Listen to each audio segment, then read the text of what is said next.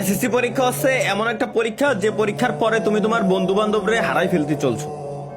SSC পরীক্ষা হচ্ছে এমন একটা পরীক্ষা, এরপরেই তোমার ভিতরে অনেক কিছু বুঝদান চলে আসবে। এসএসসি পরীক্ষা হচ্ছে এমন একটা পরীক্ষা, এরপরেই তুমি তোমার লাইফ নিয়ে অটোমেটিক সিরিয়াস হয়ে যাবা।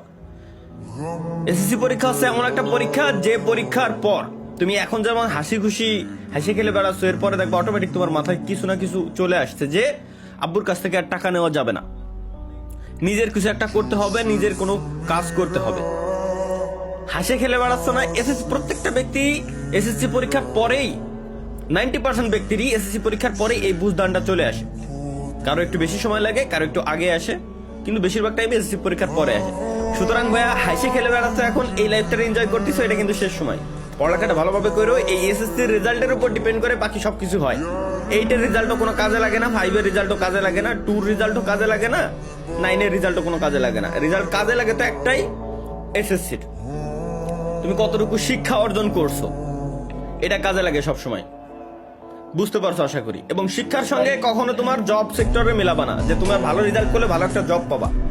বাদ দাও, এরকম জব করিই না, কোনো দরকার নাই।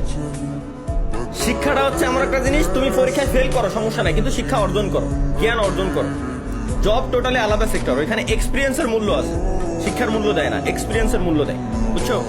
এই আমিও কিন্তু আমাদের অফিসে আমি যখন ইন্টারভিউ নেওয়ার সময় তার রেজাল্টটা দেখি, জাস্ট হচ্ছে রেজাল্টের উপর কি ডিপেন্ড করে, রেজাল্টের উপর ডিপেন্ড করে জাস্ট এতটুকুই যে সে কতটুকু শিক্ষিত এবং সে কেমন বুঝে, এইটুকুই, এছাড়া আর কিছুই না।